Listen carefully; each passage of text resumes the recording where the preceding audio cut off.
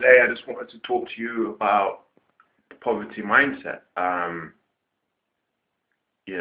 The poverty mindset is something that we're all affected by at some stage in our lives, but so it affects some people more than it does others. For example, um, if you went to college, university, and you were made redundant for some reason, then you are just broke. You're broke. You're not poor. You don't have a poor mindset. You're just temporarily broke because you were made redundant. But you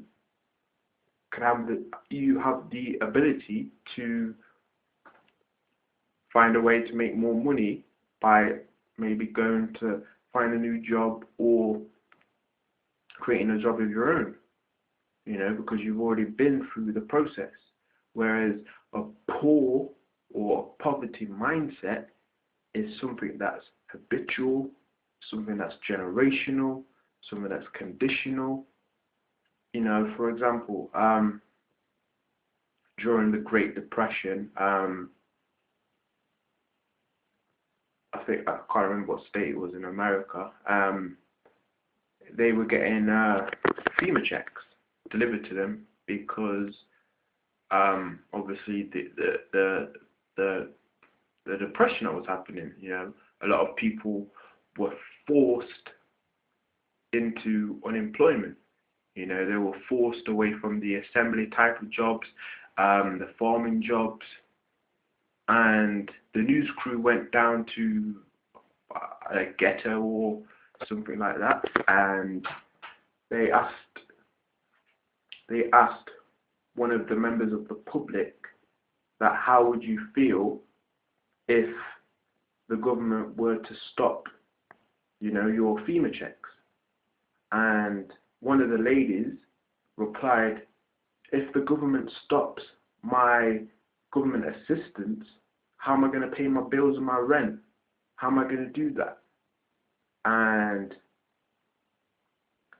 you've got to listen to that. How am I going to pay my bills and my rent if the government stop my support?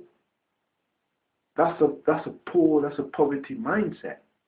There was no thought of, oh, I might need to relocate, maybe I need to find a new job, maybe I need to work harder on myself to better my skills, which will enable me to get a new job. But no, it was, if the government stops my checks, how am I going to pay my bills and my rent? How? There was no thought process in there. There was no, that's a poor poverty mindset. And to break that poor poverty mindset that may have going on for generations, you need to be studious readers. Back in the day, reading was banned. Reading was banned back in the slavery days. The black people they couldn't read. It was illegal. So that's why a lot of black people may seem dumb to some people, or they may not seem as knowledgeable, because back in the slavery days they weren't allowed to read. Reading gave people ideas back then. Gave them a way to think, oh, I can escape now, I can do this, I can do that. But now reading is not banned. Reading is not banned. How many people do you know that actually pick up a book outside a magazine article, or maybe Joe Blogg's autobiography? Not that many people read, but you need to be studious readers in order to break this poverty mindset. And you need to ask yourself, what is my willingness to learn? What is my willingness to learn new things? Because in life, the constant thing is change.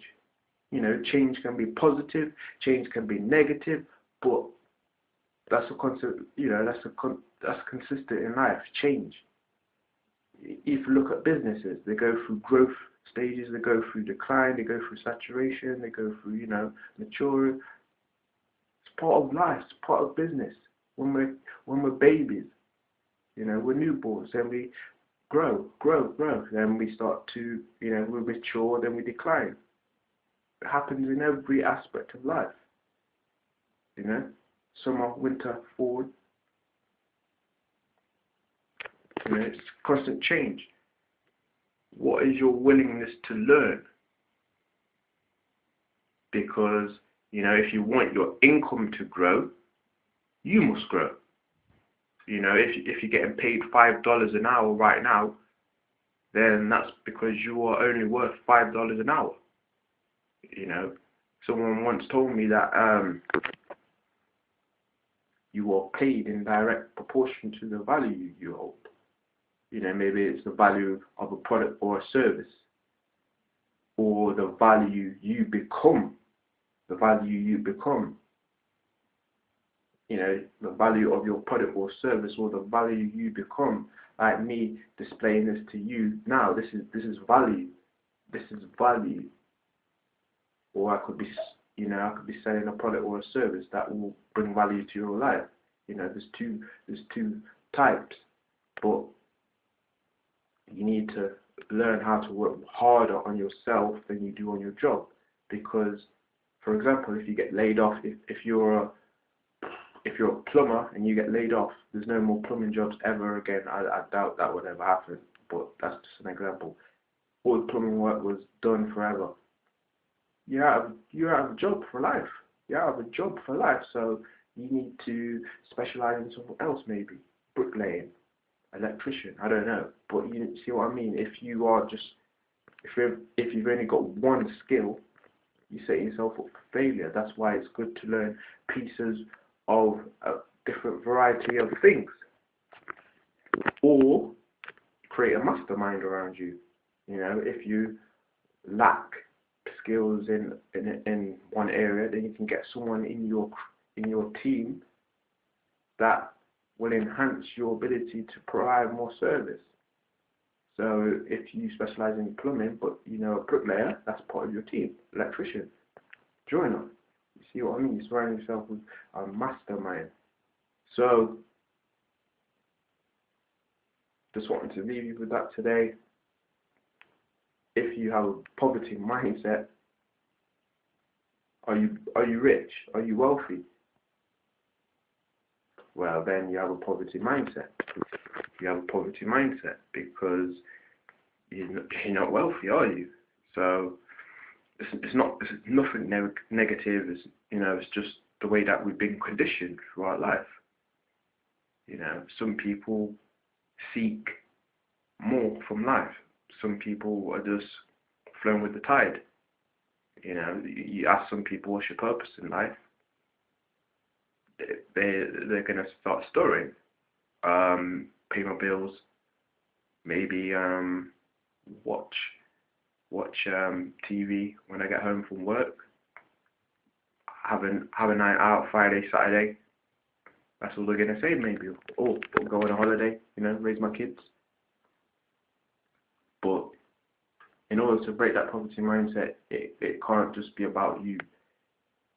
Obviously, we're all conditioned to be selfish. It's our life. We want what we want, but in order to be wealthy, you have to think about other people's needs, how you can solve other people's needs. So I just wanted to leave you with that quick thing today. If you want to find out more information, more tips, promotions, newsletters, then click the link below, and we'll see you on the inside. See you.